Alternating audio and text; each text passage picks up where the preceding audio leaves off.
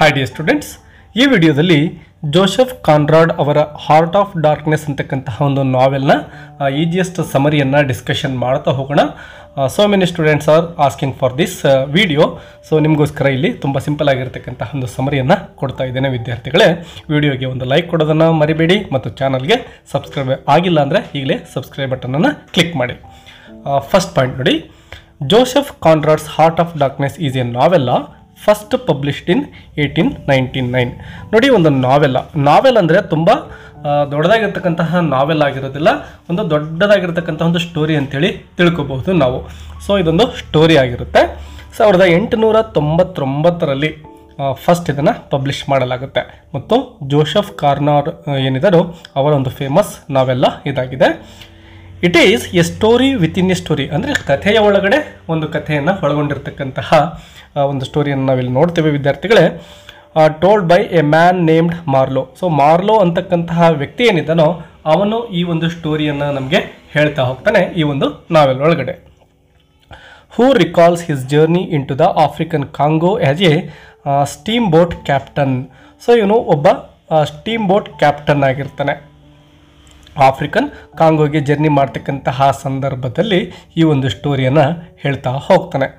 The book is famous for exploring the darkness inside human beings. ಮನುಷ್ಯನ ಮನಸ್ಸಿನಲ್ಲಿರ್ತಕ್ಕಂತಹ ಒಂದು ಕ್ರೌರ್ಯದ ಬಗ್ಗೆ ಈ ಒಂದು ನಾವೆಲ್ನಲ್ಲಿ ನಮ್ಮ ರೈಟರ್ ಬೆಳಕನ್ನು ಚೆಲ್ತಾ ಇದ್ದಾರೆ. As well as the greed and cruelty. Greed ಅಂದರೆ ದುರಾಸೆ ಅಂತೇಳಿ, ಮನುಷ್ಯನ ಒಂದು ದುರಾಸೆಯ ಬಗ್ಗೆ ಬೆಳಕನ್ನು ಚೆಲ್ತಾರೆ. ಆ್ಯಂಡ್ ಕ್ರುಯಾಲಿಟಿ, ಕ್ರೂರತೆ, ಇದರ ಬಗ್ಗೆಯೂ ಕೂಡ ಇಲ್ಲಿ ಹೇಳ್ತಾ ಹೋಗ್ತಾರೆ.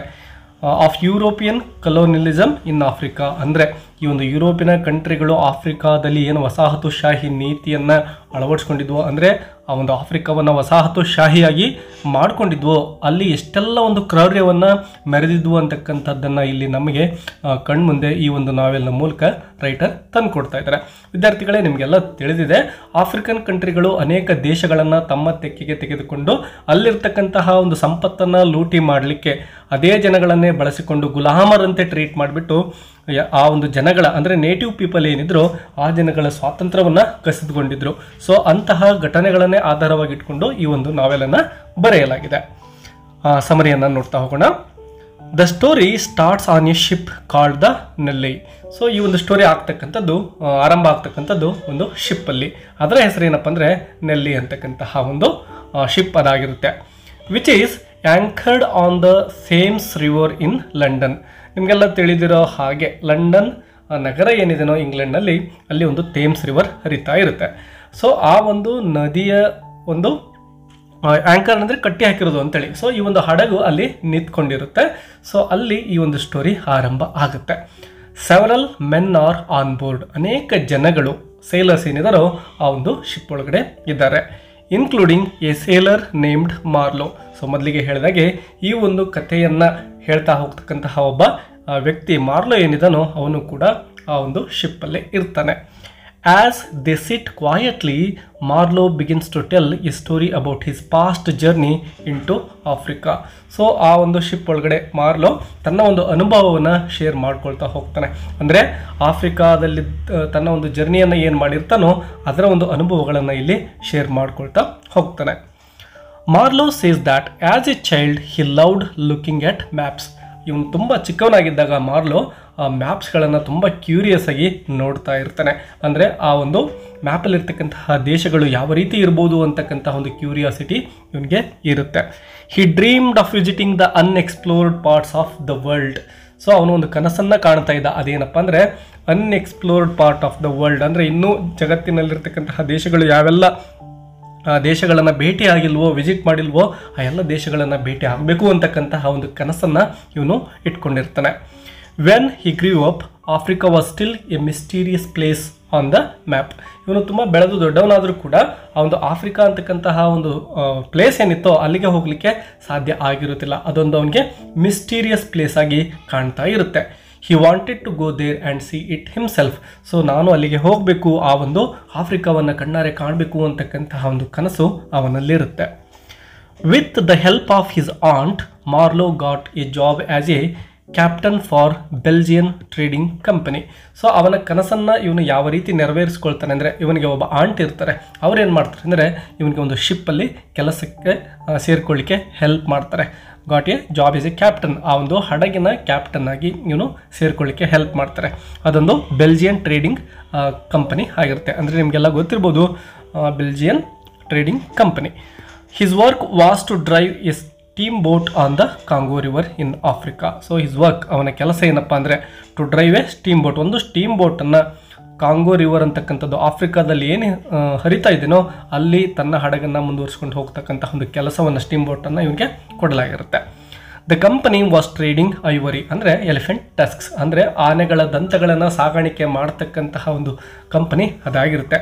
Which was very valuable in Europe. ಈ ಒಂದು ಐವರಿಗಳಿಗೆ ಆಫ್ರಿಕಾದಲ್ಲಿ ಏನು ಸಿಗ್ತಾ ಇದ್ವೋ ಆ ಒಂದು ಐವರಿಗಳನ್ನು ಯುರೋಪ್ಗೆ ಸಾಗಿಸಲಾಗ್ತಾ ಇತ್ತು. ಅಲ್ಲಿ ತುಂಬಾ ಬೇಡಿಕೆ ಈ ಒಂದು ಎಲಿಫೆಂಟ್ ಟಸ್ಕ್ಸ್ಗೆ ಇರ್ತಾ ಇತ್ತು. Before leaving Marlow went to the company's office in Europe. So ಈಗ ಒಂದು ಜರ್ನಿಯನ್ನು ಏನು ಸ್ಟಾರ್ಟ್ ಮಾಡಬೇಕು ಅದಕ್ಕಿಂತ ಮೊದಲು ಆ ಒಂದು ಕಂಪನಿಯ ಆಫೀಸ್ಗೆ ಇವನು ಭೇಟಿ ಕೊಡ್ತಾನೆ ಮಾರ್ಲೋ. ಆ ಒಂದು ಪ್ಲೇಸ್ ಹೇಗಿರುತ್ತೆ ನೋಡಿ. The place felt strange and gloomy. ಆ ಒಂದು ಪ್ಲೇಸ್ಗೆ ಹೋದಾಗ ಅದೊಂದು ತುಂಬ ಸ್ಟ್ರೇಂಜ್ ಅಂದರೆ ವಿಚಿತ್ರವಾಗಿ ಕಾಣಿಸುತ್ತೆ ಆ ಒಂದು ಪ್ಲೇಸ್. ಅದರ ಜೊತೆಗೆ ಗ್ಲೂಮಿ ಅಂದರೆ ಒಂದು ಕತ್ತಲೆ ಆವರಿಸಿರ್ತಕ್ಕಂಥದ್ದು, ಒಂದು ಅಂಧಕಾರದಲ್ಲಿರ್ತಕ್ಕಂತಹ ಸ್ಥಳದ ರೀತಿಯಲ್ಲಿ ಆ ಒಂದು ಪ್ಲೇಸ್ ನಿಮಗೆ ಕಾಣಿಸಿಕೊಳ್ಳುತ್ತೆ. 2 men were knitting black wool. So ಇಬ್ಬರ ಹೆಣ್ಣು ಮಕ್ಕಳು ಅಲ್ಲಿ ಒಂದು ಕಪ್ಪು ಉಲನನ್ನು ಬಳಸಿಕೊಂಡು ನಿಟ್ಟಿಂಗ್ ಅಂದರೆ ಏನನ್ನು ಹೆಣಿತಾ ಇರ್ತಾರೆ. Which gave him an uneasy feeling. ಅದನ್ನು ಗಮನಿಸಿ ಇವನಿಗೆ ಅದೊಂದು ಅಷ್ಟೊಂದು ಸರಿ ಕಾಣಿಸೋದಿಲ್ಲ, ಒಂಥರ ವಿಚಿತ್ರ ಅನಿಸುತ್ತೆ ಆ ಒಂದು ಬ್ಲ್ಯಾಕ್ ವೂಲ್ನಿಂದ ಹೆಣಿತಾ ಇರತಕ್ಕಂತಹ ವಸ್ತುವನ್ನು ಗಮನಿಸಿದಾಗ. He signed his contract. ತನ್ನ ಒಂದು ಕಾಂಟ್ರಾಕ್ಟ್ಗೇನಿತ್ತೋ ಒಪ್ಪಂದಕ್ಕೇನಿತ್ತೋ ಸೈನ್ ಮಾಡ್ತಾನೆ. Underwent a medical check. So ಈಗ ಮೆಡಿಕಲ್ ಚೆಕಪ್ ಕೂಡ ಮಾಡಿಸ್ಕೊಳ್ತಾನೆ. ಯಾಕೆಂದರೆ ತುಂಬ ದೂರದವರೆಗೆ ಪ್ರಯಾಣ ಮಾಡಬೇಕಾಗಿದೆ ಆ ಹಡಗಿನಲ್ಲಿ. ಸೊ ಆರೋಗ್ಯ ಸರಿ ಇದೆಯೇನೋ ಇಲ್ವೋ ಎಲ್ಲವನ್ನು ಚೆಕ್ ಮಾಡಿ ಆ ಒಂದು ಹಡಗಿಗೆ ಬೋರ್ಡ್ ಮಾಡಲಿಕ್ಕೆ ಅವರು ಅವಕಾಶವನ್ನು ಕೊಡ್ತಾಯಿದ್ರು. And was warned about the dangers of the journey. So ಈಗ ಜರ್ನಿಯನ್ನು ಏನು ಮಾಡಬೇಕಾಗಿದೆಯೋ ಆಫ್ರಿಕಾಕ್ಕೆ ಅದಕ್ಕಿಂತ ಮೊದಲು ಏನೆಲ್ಲ ಸಮಸ್ಯೆಗಳು ಎದುರಾಗ್ತವೋ ಅದೆಲ್ಲ ಮಾಹಿತಿಯನ್ನು ಆ ಮಾರ್ಲೋನಿಗೆ ನೀಡಲಾಗುತ್ತೆ. Marlow took a long sea journey and finally reached the coast of Africa. ಅನೇಕ ದಿನಗಳ ಆ ಒಂದು ಜರ್ನಿ ಕೊನೆಗೂ ಮುಗಿಯುತ್ತೆ. ಕೊನೆಯದಾಗಿ ಆ ಒಂದು ಆಫ್ರಿಕಾದ ತೀರ ಪ್ರದೇಶ ಏನಿರುತ್ತೋ ಹೋಗಿ ಇವರ ಒಂದು ಹಡಗು ಅಲ್ಲಿಗೆ ರೀಚ್ ಆಗುತ್ತೆ.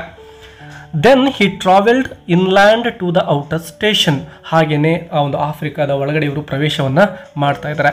Wear the companies work was happening. So ಆ ಒಂದು ಔಟರ್ ಸ್ಟೇಷನ್ ಅಂದರೆ ಆ ಒಂದು ಕಂಪನಿಯ ಒಂದು ಕೇಂದ್ರ ಸ್ಥಾನ ಏನಿತ್ತೋ ಅಲ್ಲಿಗೆ ಇವರು ಹೋಗಿ ರೀಚ್ ಆಗ್ತಾರೆ. ಬಟ್ ವಾಟ್ ಈಸ್ ಆ ಶಾಕ್ಡ್ ಹಿಮ್. ಅಲ್ಲಿ ಹೋಗಿ ನೋಡ್ತಾನೆ ಇವನಿಗೆ ತುಂಬಾ ಶಾಕ್ ಆಗುತ್ತೆ ಅಲ್ಲಿರ್ತಕ್ಕಂತಹ ಒಂದು ಪರಿಸ್ಥಿತಿಯನ್ನು ಗಮನಿಸಿದಾಗ. ಯಾಕೆ ಹೀಗಾಗುತ್ತೆ ನೋಡಿ. Suffering and cruelty. ಅಲ್ಲಿ ಕಾಣ್ತಕ್ಕಂತಹ ಜನಗಳ ನರಳಾಟ ಮತ್ತು ಒಂದು ಕ್ರೌರ್ಯವನ್ನು ಇವನು ಅಲ್ಲಿ ಕಾಣ್ತಾನೆ. ಎಟ್ the outer station Marlow saw starving. Starving ಅಂದರೆ ಹಸಿವಾಗಿರೋದು, ಭಯಂಕರವಾಗಿ ಹಸಿದುಕೊಂಡಂತಹ ಜನಗಳನ್ನು ಇವನು ನೋಡ್ತಾನೆ. African workers. ಸೊ ಅವರೆಲ್ಲ ಹಸಿದುಕೊಂಡು ಕೆಲಸವನ್ನು ಮಾಡ್ತಾಯಿದ್ರು. Lying on the ground. ಹಸಿದುಕೊಂಡು ಎಷ್ಟೋ ಜನ ಕೆಳಗಡೆ ಬಿದ್ದಿರ್ತಾ ಇದ್ರು, ಅವರಿಗೆ ತಿನ್ನಲಿಕ್ಕೆ ಏನೂ ಇರ್ತಾ ಇರಲಿಲ್ಲ.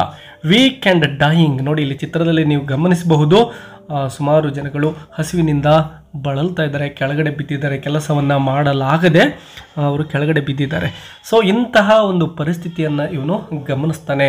ಅವರು ತುಂಬ ವೀಕಾಗಿ ಕಾಣಿಸ್ಕೊಳ್ತಾರೆ, ಸಾವಿನ ಪರಿಸ್ಥಿತಿಯಲ್ಲಿ ಅವರು ಏನು ಇರ್ತಾರೆ. ಬಟ್ ಅವರಿಗೆ ಯಾರು ಕೂಡ ಕೇರ್ ಮಾಡ್ತಕ್ಕಂತಹ ವ್ಯಕ್ತಿಗಳು ಅಲ್ಲಿ ಇರುವುದಿಲ್ಲ.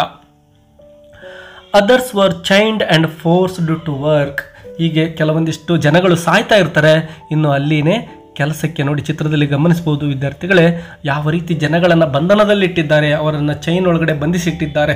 ಆ ರೀತಿ ಚೈನ್ ಒಳಗಡೆ ಬಂಧಿಸಿಟ್ಟು ಅವರನ್ನು ಕೆಲಸಕ್ಕೆ ತಳ್ಳಲಾಗ್ತಾ ಇದೆ. ಅವರಿಗೆ ಶಿಕ್ಷೆಯನ್ನು ಕೂಡ ನೀಡಲಾಗುತ್ತೆ ಕೆಲಸವನ್ನು ಮಾಡದೇ ಇದ್ದರೂ ಕೂಡ. ಇಲ್ಲಿ ಸತ್ತು ಬೀಳ್ತಕ್ಕಂತಹ ಜನಗಳನ್ನು ನೋಡ್ಕೊಳ್ಳಿಕ್ಕೆ ಯಾರು ಕೂಡ ಇಲ್ಲ. Europeans treated them badly. ತುಂಬ ಕೆಟ್ಟದ್ದಾಗಿ ಯುರೋಪಿಯನ್ ಈ ಒಂದು ಏನು ಹೋಗಿರ್ತಾ ಇದ್ರು ಅಲ್ಲಿ ವಸಾಹತುಶಾಹಿ ನೀತಿಯನ್ನು ಅಳವಡಿಸಿಕೊಂಡು ಆ ಜನಗಳು ಯುರೋಪಿಯನ್ನರು ಯಾವುದಕ್ಕೂ ಕೂಡ ಕೇರ್ ಮಾಡ್ತಾ ಇಲ್ಲ ಆ ಆಫ್ರಿಕನ್ ಜನಗಳ ಸಂಕಟವನ್ನು. He was shocked to find chaos, waste and cruelty. ಅಲ್ಲಿರ್ತಕ್ಕಂತಹ ಜನಗಳ ನರಳಾಟ ಇರ್ಬೋದು, ಈ ಒಂದು ಕ್ರೌರ್ಯವನ್ನು ಕಂಡು ಮಾರ್ಲೋ ತುಂಬಾ ಶಾಕಿಗೆ ಒಳಗಾಗ್ತಾನೆ. Workers were beaten. ಕೆಲಸಗಾರರನ್ನ ಬೀಟನ್ ಅಂದರೆ ಹೊಡೆಯಲಾಗ್ತಾ ಇತ್ತು. Forced to work in chains, ಆ ಒಂದು ಚೈನಲ್ಲಿ ಬಂಧನದಲ್ಲಿಟ್ಟು ಅವರನ್ನ ಕೆಲಸಕ್ಕೆ ತಳ್ಳಲಾಗ್ತಾ ಇತ್ತು. And treated as though their lives had no value, ಅವರ ಒಂದು ಜೀವನಕ್ಕೆ ಯಾವುದೇ ಬೆಲೆಯೇ ಇಲ್ವೇನೋ ಅನ್ನೋ ರೀತಿಲಿ ಅವರನ್ನು ಅಲ್ಲಿ ನಡೆಸಿಕೊಳ್ಳಲಾಗ್ತಾ ಇತ್ತು. he saw starving, ಹಸಿದವ್ರನ್ನ ನೋಡ್ತಾನೆ. Dying Africans lying in the shade, abandoned, ಯಾರು ಕೂಡ ಕಾಳಜಿ ಮಾಡದೇನೆ ಬಿದ್ದಿರ್ತಕ್ಕಂತಹ ಜನಗಳನ್ನು ನೋಡ್ತಾನೆ Marlow. he also noticed pointless destruction like blasting rocks without purpose, ಯಾವುದೇ ಉದ್ದೇಶನೇ ಇಲ್ಲದೇನೆ ಅಲ್ಲಿರ್ತಕ್ಕಂತಹ ಕಲ್ಲುಗಳನ್ನು ಹೊಡಿತಕ್ಕಂತಹದ್ದನ್ನು ಇವನು ಗಮನಿಸ್ತಾನೆ. Marlow realised that the company was not really bringing civilisation but exploiting people for ivory. So ಈ ಒಂದು ಯುರೋಪಿಯನವರು ಏನಂತ ಹೇಳ್ತಾ ಇದ್ರು ಅಂದರೆ, ಇಲ್ಲಿರ್ತಕ್ಕಂತಹ ಜನಗಳಿಗೆ ನಾವು ಸಿವಿಲೈಜೇಷನ್ ಅಥವಾ ನಾಗರಿಕತೆಯನ್ನು ಕಲಿಸಿಕೊಡ್ತಕ್ಕಂತಹ ಕೆಲಸವನ್ನು ಮಾಡ್ತೇವೆ ಅಂಥೇಳಿ ಅವರು ಹೇಳ್ತಾ ಇದ್ರು. ಬಟ್ ನಿಜವಾಗ್ಲೂ ಕೂಡ ಅವರು ಅಲ್ಲಿ ಯಾವುದೇ ಒಂದು ಸಿವಿಲೈಜೇಷನ್ ಅನ್ನು ತರ್ತಾ ಇಲ್ಲ, ಅಲ್ಲಿ ಕೇವಲ ಕ್ರೌರ್ಯವನ್ನು ಮೆರಿತಾ ಇದ್ದಾರೆ. ಮತ್ತು ಅವರು ಕೇವಲ ಐವರಿ, ಆ ಒಂದು ಎಲಿಫೆಂಟ್ಸ್ಗಳ ಟಸ್ಕನ್ನು, ಅಂದರೆ ಅಲ್ಲಿರ್ತಕ್ಕಂತಹ ಸಂಪತ್ತನ್ನು ದೋಸ್ತಕ್ಕಂತಹ ಕೆಲಸದಲ್ಲಿ ಮಾತ್ರ ತೊಡಗಿದ್ದಾರೆ, ಬಿಟ್ಟರೆ ಯಾವುದೇ ಒಂದು ನಾಗರಿಕತೆಯನ್ನು ಅವರು ಅಲ್ಲಿ ತರ್ತಕ್ಕಂತಹ ಪ್ರಯತ್ನವನ್ನು ಮಾಡ್ತಾ ಇಲ್ಲ. ಬಟ್ ಆ ರೀತಿ ಸುಮ್ಮನೆ ಬಡಾಯಿ ಕೊಚ್ಕೊಳ್ತಾ ಇದ್ದಾರೆ. At the outer station Marlow met the company's chief accountant. So ಆ ಒಂದು ಔಟರ್ ಸ್ಟೇಷನಲ್ಲಿ ಒಬ್ಬ ವ್ಯಕ್ತಿಯನ್ನು ಭೇಟಿ ಆಗ್ತಾನೆ ಮಾರ್ಲೋ. ಅವನು ಯಾರಪ್ಪ ಅಂದರೆ ಆ ಕಂಪನಿಯ ಚೀಫ್ ಅಕೌಂಟೆಂಟ್ ಆಗಿರ್ತಾನೆ. A man who dressed in spotless white clothing despite the dirt and misery around him. ಆ ವ್ಯಕ್ತಿ ಧರಿಸಿರ್ತಕ್ಕಂತಹ ಡ್ರೆಸ್ಸನ್ನು ಗಮನಿಸಿದರೆ ತುಂಬಾ ಶಾಕಿಗೆ ಒಳಗಾಗಬೇಕು. ಯಾಕೆಂದರೆ ಅಲ್ಲೆಲ್ಲ ಕೇವಲ ನೋವು ಮತ್ತು ನರಳಾಟಗಳೇ ಇದ್ದಾವೆ. ತುಂಬ ಡರ್ಟ್ ಆಗಿರ್ತಕ್ಕಂತಹ ಪ್ಲೇಸ್ ಅದಾಗಿರುತ್ತೆ. ಮತ್ತು ಜನಗಳು ಮಿಸರಿ ಅಂದರೆ ತುಂಬ ನೋವಲ್ಲಿದ್ದಾರೆ. ಅಂತಹದ್ರಲ್ಲಿ ಇವನು ಸ್ಪಾಟ್ಲೆಸ್ ವೈಟ್ ಅಂದರೆ ಒಂದೇ ಒಂದು ಕಪ್ಪು ಚುಕ್ಕಿಯೂ ಕಾಣದೇ ಇರತಕ್ಕಂತಹ ಒಂದು ಬಿಳಿದಾಗಿರ್ತಕ್ಕಂತಹ ಬಟ್ಟೆಯನ್ನು ಧರಿಸಿದ್ದಾನೆ. The accountant was proud of his neat looks and orderly work.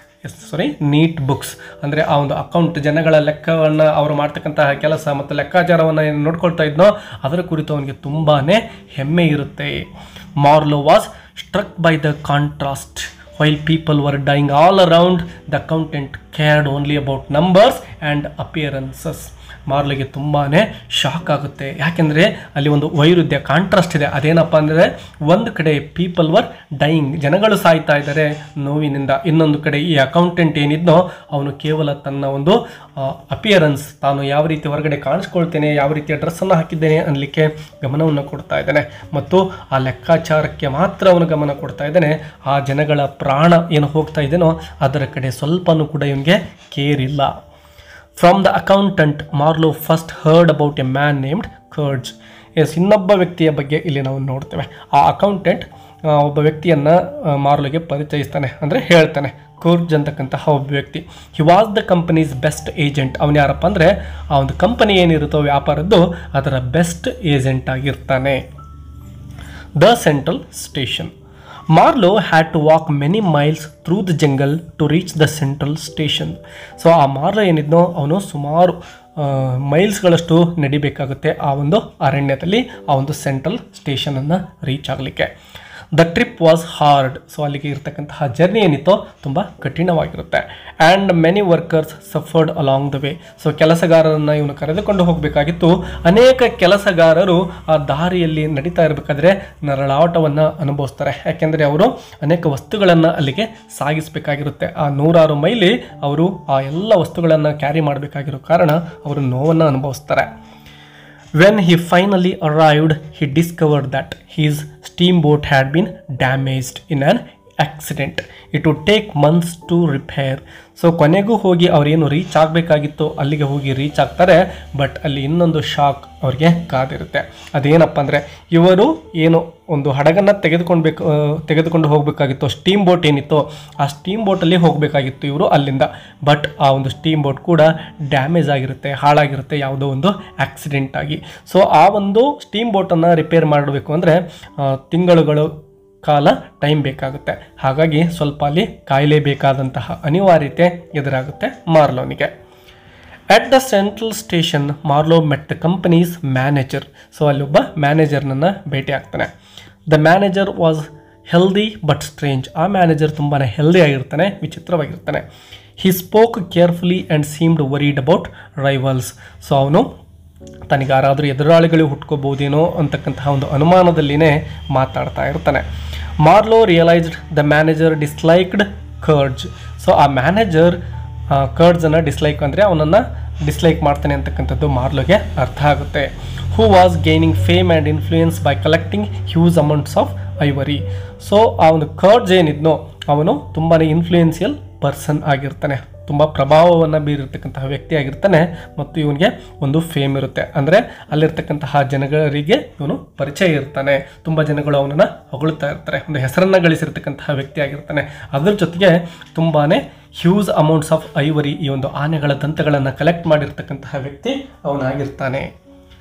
The manager and others seemed jealous of Kurtz's success.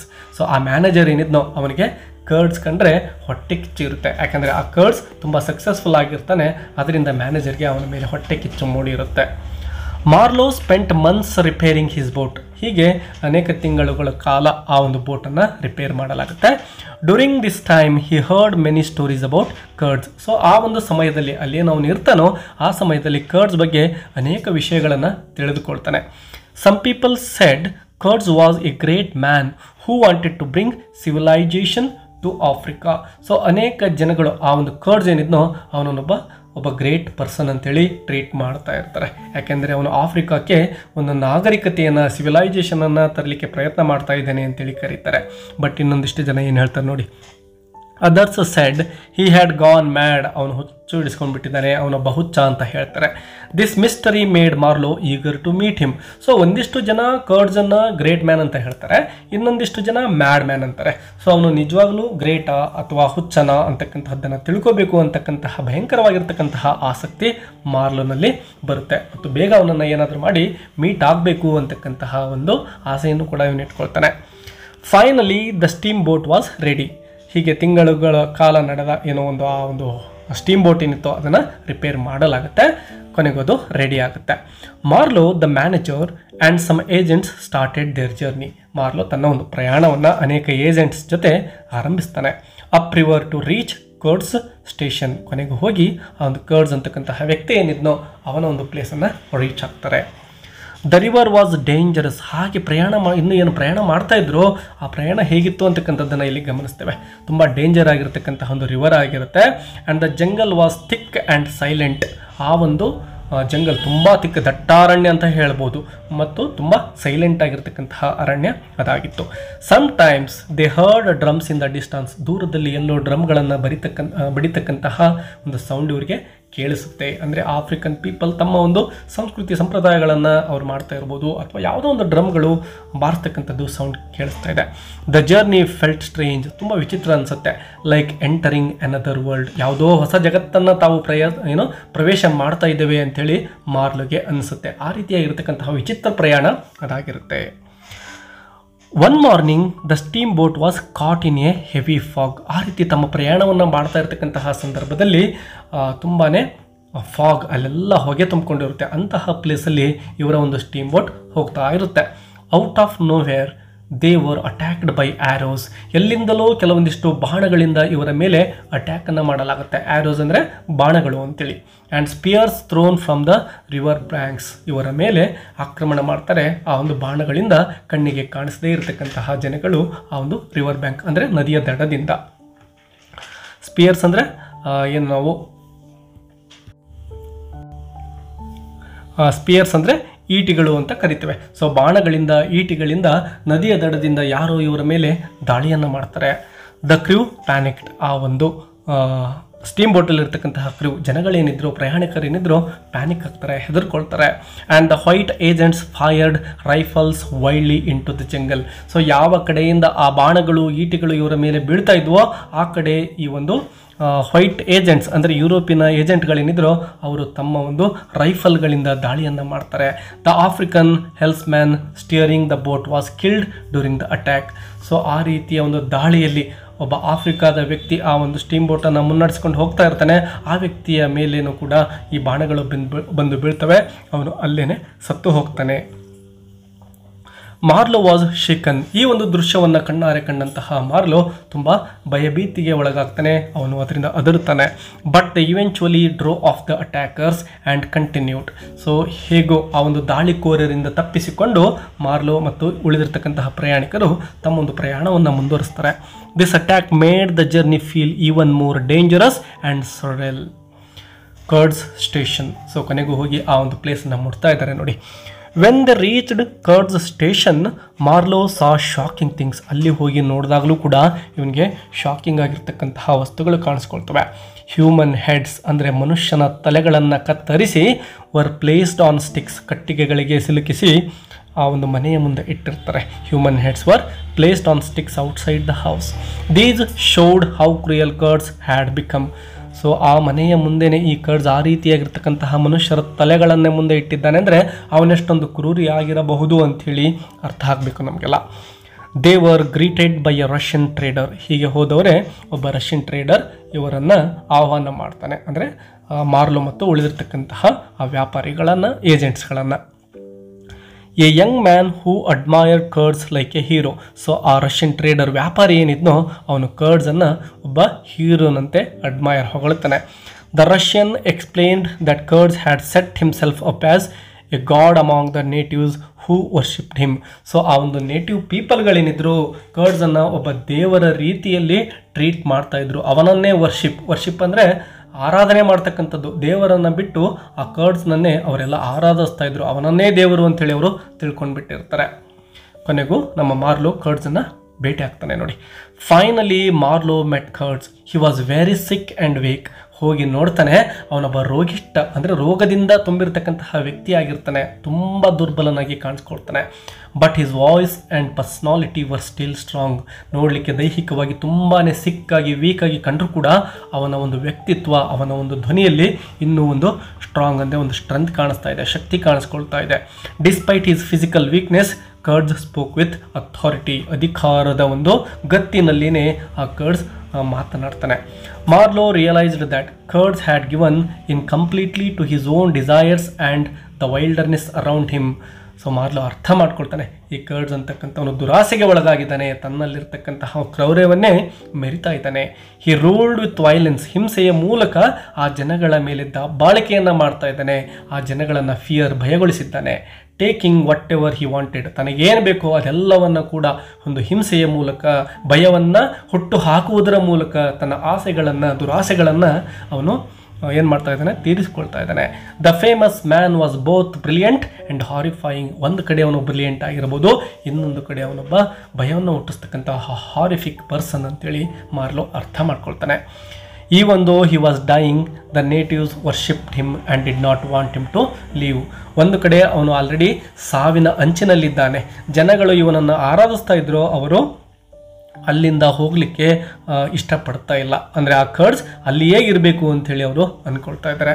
ಮಾರ್ಲೋ felt that Kurtz represented the heart of darkness. So Marlow ಅಂದ್ಕೊಳ್ತಾನೆ, ಈ ಒಂದು ನಾವೆಲ್ಲದ ಒಂದು ಟೈಟಲ್ ಏನಿದೆ ನಾವು heart of darkness, ಅದರ ಒಂದು representative ಇವನಾಗಿದ್ದಾನೆ curds ಅಂತವರು ಅಂತೇಳಿ ಮಾರ್ಲೋ ಅಂದ್ಕೊಳ್ತಾನೆ.